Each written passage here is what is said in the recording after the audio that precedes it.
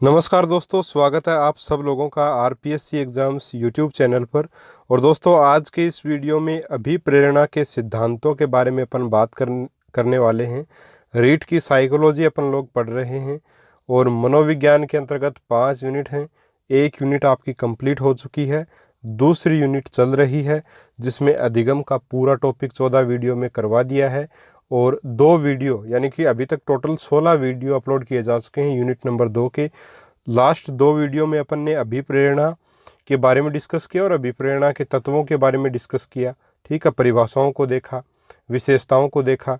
अभी आज अभिप्रेरणा से संबंधित ये अपना लास्ट वीडियो है और इसमें अपन अभिप्रेरणा के सिद्धांतों के बारे में बात करेंगे और इस वीडियो से एक आधा प्रश्न आने की पूरी संभावना दोस्तों एग्जाम में है। ठीक है, तो 5 प्रश्न भी इस वीडियो के लास्ट में दिए गए हैं और 5 प्रश्नों को आपको करना जरूरी है।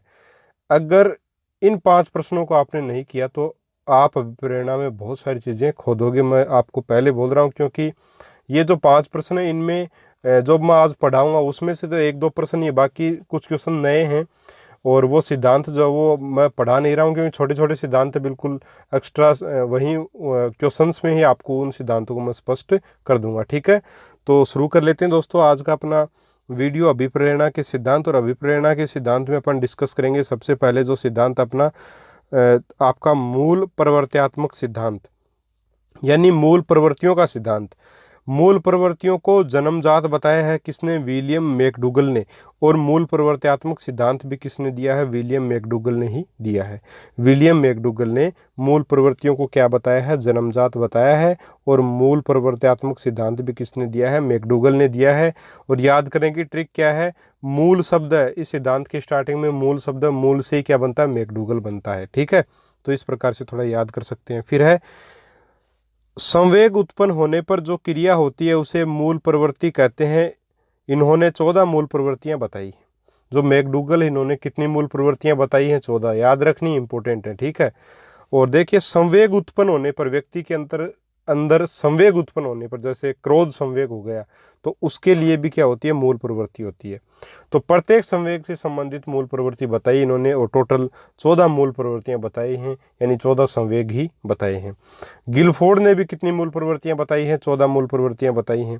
ठीक है, मूल प्रवृत्तियां मानव व्यवहार की चालक हैं, बिल्कुल सही बात है।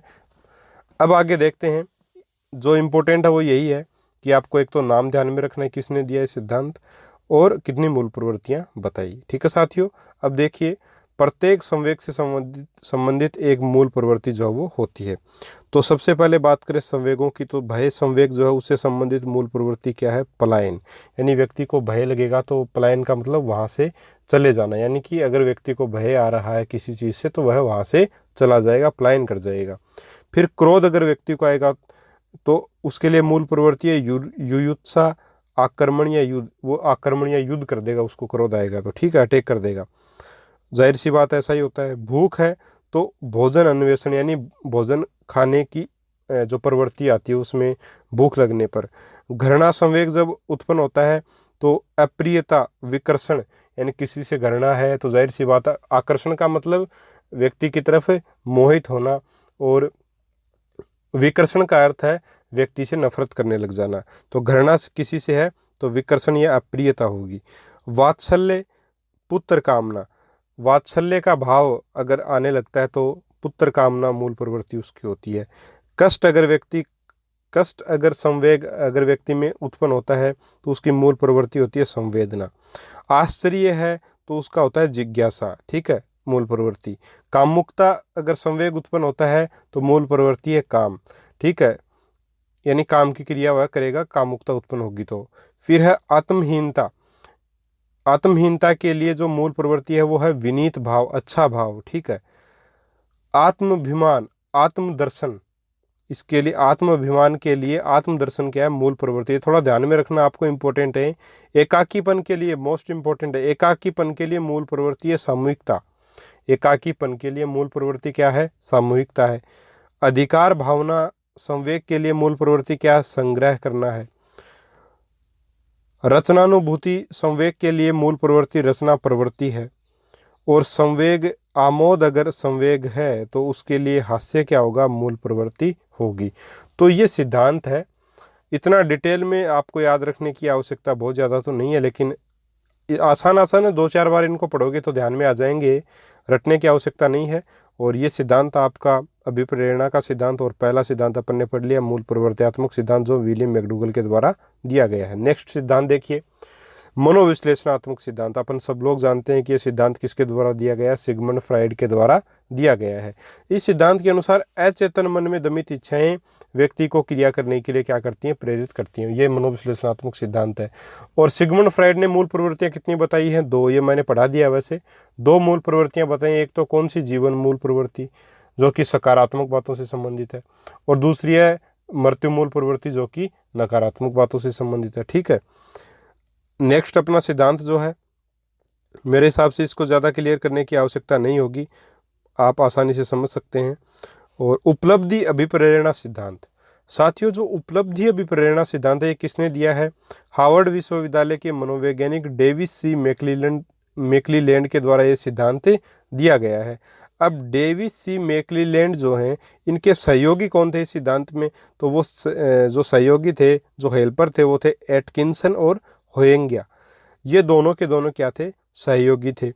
ठीक है साथियों, अब इसको याद कैसे करेंगे, तो याद करने की ट्रिक ये है कि उपलब्धि कहाँ से मिलती है अपने को, विश्वविद्यालय से अपने को उपलब्धि मिलती है। और उपलब्धि दिलाता कौन है, मास्टर साहब दिलाते हैं। कौन दिलाता है, मास्टर साहब दिलाते हैं। आप लोग भी मास्टर साहब बनने वाले हैं, तो मास्टर के द्वारा उपलब्धि, या फिर ऐसे भी याद कर सकते हैं कि विश्वविद्यालय से जब अपने को उपलब्धि मिल जाती है, या फिर हार्वर्ड विश्वविद्यालय से जब अपने को उपलब्धि मिल जाती है, तो अपन क्या बन जाते हैं, मास्टर बन जाते हैं। और मास्टर से क्या याद रख सकते हैं अपन, मैकलीलैंड याद रख सकते हैं। ठीक है, मैकलीलैंड जो है उसको मास्टर से कनेक्ट अपन कर सकते हैं।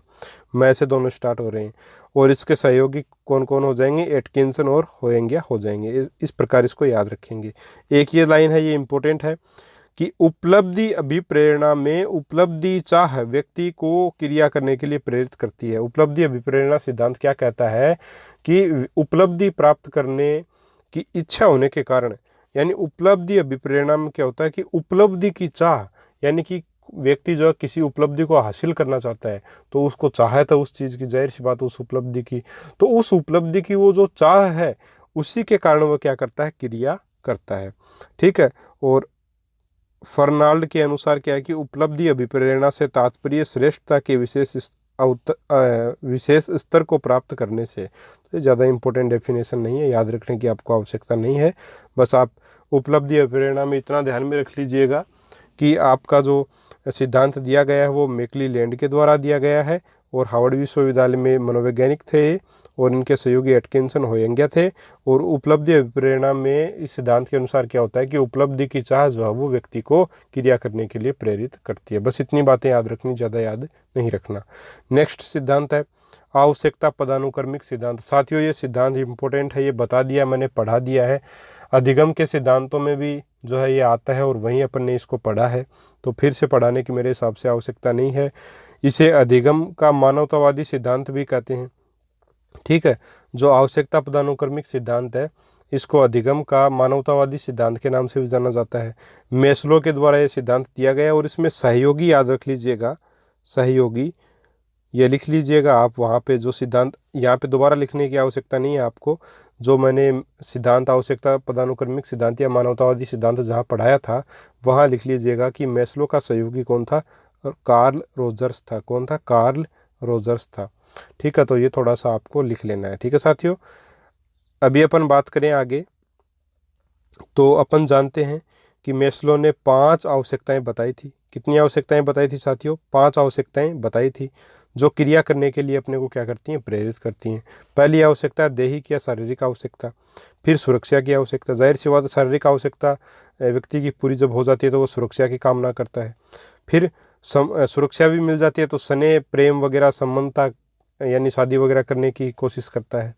ठीक है, फिर चौथी आवश्यकता सम्मान भी प्राप्त करना चाहता है वो। ठीक है, तो सम्मान की आवश्यकता हो गई। फिर 5वां आत्मसिद्धि, खुद की प्रतिष्ठा विकसित करना चाहता है, तो आत्मसिद्धि, आत्मानुभूति की आवश्यकता जो 5वीं आवश्यकता है। ठीक है, इसमें पहली जो 3 आवश्यकताएं हैं उनको उन्होंने निम्न स्तर की आवश्यकता माना है मेस्लो ने, और चौथी और पांचवी जो आवश्यकता, आत्मसिद्धि वाली और सम्मान की आवश्यकता, इनको उच्च स्तर की आवश्यकता मानना है। ठीक है साथियों, उम्मीद करता हूँ ये सिद्धांत समझ में आ गया होगा। पहले भी मैं पूरा करवा चुका हूँ इसको अच्छे प्रकार से। फिर है संतुलन स्थैर्य सिद्धांत। यह चैपलिन, कोफर व एप्पल के द्वारा दिया गया है। यह सिद्धांत असंतुलन की स्थिति में भी संतुलन बनाए रखने के लिए प्रेरित करता है। तो बहुत ज़्यादा इम्पोर्टेंट सॉरी बहुत ज़्यादा इम्पोर्टेंट नहीं है एग्जाम की दृष्टि से, केवल इनका नाम और इनके प्रतिपादक का नाम रखना ही जो है वो काफ़ी है। तो संतुलन स्थैर्य सिद्धांत दिया चैपलिन, कोफर व एप्पल ने। फिर है प्रोत्साहन का सिद्धांत, ये दिया कॉफमैन व वोल्फ ने। ठीक है साथियों, तो ये सिद्धांत थे। 6 सिद्धांतों को अपन ने डिस्कस किया है अभी, और आगे जो क्वेश्चन मैं आपको करवाऊंगा उसमें 2-3 प्रश्न ऐसे होंगे जिनमें नए सिद्धांतों के नाम होंगे और वो आपको बताने हैं। तो वहाँ पे बस वो भी इसी प्रकार के सिद्धांत है कि बस सिद्धांत का नाम रखो और प्रतिपादक का नाम, बस इतना ही काफ़ी है। तो वहाँ वो आपको याद हो जाएंगे। तो क्वेश्चन ज़रूर करना है इस वीडियो के। आगे बात करें तो अभिप्रेरणा संघर्ष के प्रकारों को देखें तो कुर्ट लेविन का क्षेत्रीय सिद्धांत जो है दोस्तों, अधिगम का एक सिद्धांत अपन ने पढ़ा है, कुर्ट लेविन का क्षेत्रीय अधिगम सिद्धांत। तो दोस्तों जो क्षेत्रीय अधिगम सिद्धांत है वो अभिप्रेरणा का सिद्धांत भी माना जाता है। ठीक है, तो क्षेत्रीय अधिगम सिद्धांत को अपन जो है वो अभिप्रेरणा का सिद्धांत भी मान सकते हैं, और उसको भी थोड़ा ध्यान में रख लीजिएगा, जो कि कुर्ट लेविन के द्वारा दिया गया था। और कुर्ट लेविन ने जो है अभिप्रेरणा संघर्ष के 4 प्रकार बताए हैं। पहला है उपागम संघर्ष। इसमें क्या होगा, 2 सकारात्मक विचारों में जो है संघर्ष होता है।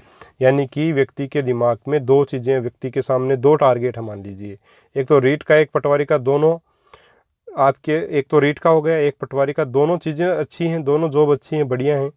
अब व्यक्ति उनमें डिसाइड नहीं कर पा रहा है कि वह कौन किसकी तैयारी करे।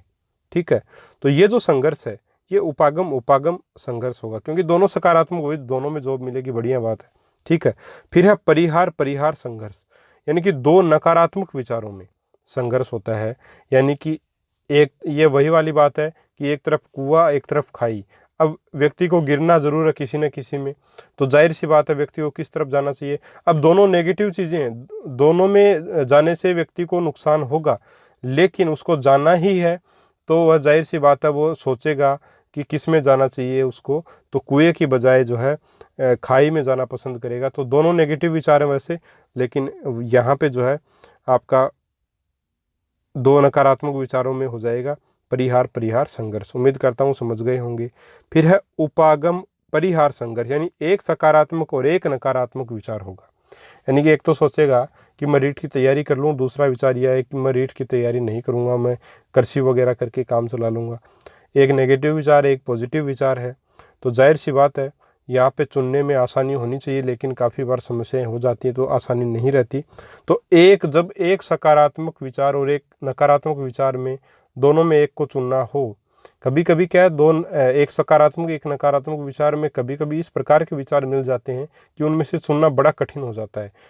तब की स्थिति है, तब व्यक्ति जो है उसके दिमाग में संघर्ष होने लगता है, सोचने लगता है वो, तो उसको बोलते हैं उस संघर्ष को उपागम परिहार संघर्ष। फिर है बहु उपागम परिहार संघर्ष, यानी बहुत से सकारात्मक व नकारात्मक विचारों में से जब एक को चुनना हो तब ये समस्या आती है। तो ये होगा बहु उपागम परिहार संघर्ष। उम्मीद करता हूँ आप आसानी से समझ गए होंगे। अभी अपन ने जो भी पढ़ा उसके ऊपर आधारित महत्वपूर्ण प्रश्नों को अपन करेंगे। अपन ने 6 अभिप्रेरणा के सिद्धांत पढ़े हैं और अभिप्रेरणा संघर्ष के प्रकार पढ़े हैं 4, जो कि कुर्ट लेविन के द्वारा दिए गए हैं। और अभी बात कर लेते हैं प्रश्नों की। तो पहला प्रश्न है अपने, अभिप्रेरणा का विरोधी प्रक्रिया सिद्धांत किसने दिया? सोलोमन व कॉर्बेट ने, विलियम मैकडूगल ने, सिगमंड फ्राइड ने, और चौथा ऑप्शन बर्लिन व हेब ने। साथियों ये सिद्धांत मैंने आपको नहीं करवाया है। विरोधी प्रक्रिया जो सिद्धांत है वो सिद्धांत साथियों किसने दिया है? जो अभिप्रेरणा का सिद्धांत है वो दिया सोलोमन व कॉर्बेट ने। थोड़ा सा इसको ध्यान में रखिएगा, बस इतना ही याद रखने काफ़ी है, इसको डिटेल में देखने की आपको आवश्यकता नहीं है। नेक्स्ट आपका मूल प्रवृत्ति सिद्धांत में मैकडूगल ने कितनी मूल प्रवृत्तियां बताई है?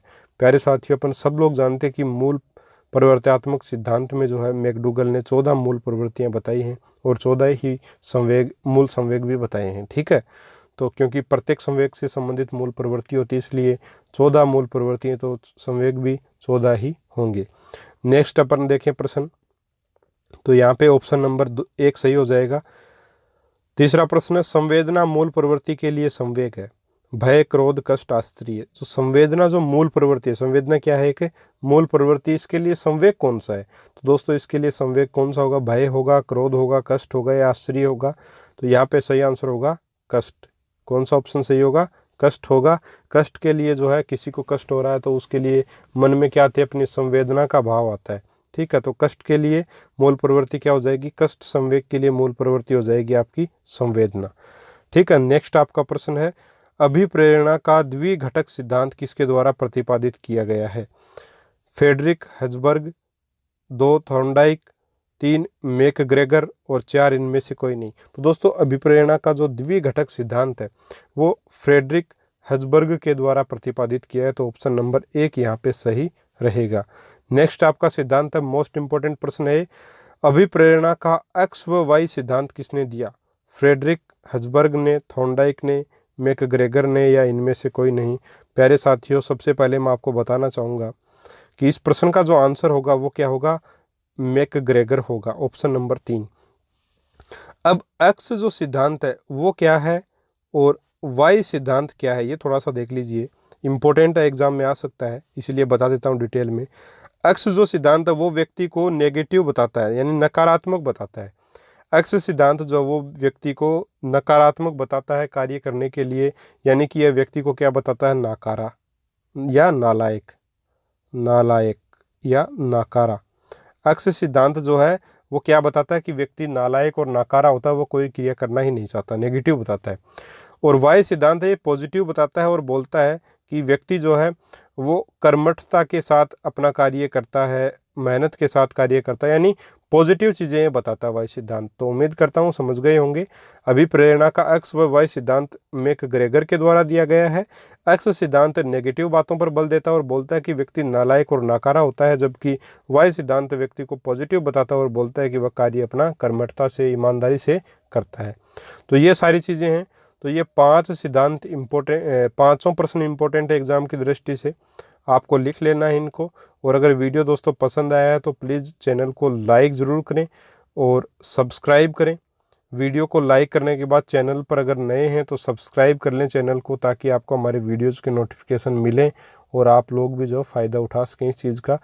नेक्स्ट वीडियो में साथियों अपन चिंतन के बारे में डिस्कस करेंगे, जो कि यूनिट नंबर 2 का लास्ट टॉपिक है, और 2-4 वीडियो में चिंतन भी कंप्लीट हो जाएगा। इस प्रकार से जल्द ही अपनी यूनिट नंबर जो 2 है वो कंप्लीट होने वाली है। ठीक है साथियों, तो मिलेंगे अगले वीडियो में चिंतन टॉपिक के साथ। तब तक के लिए जय हिंद, जय भारत, राम राम, नमस्कार।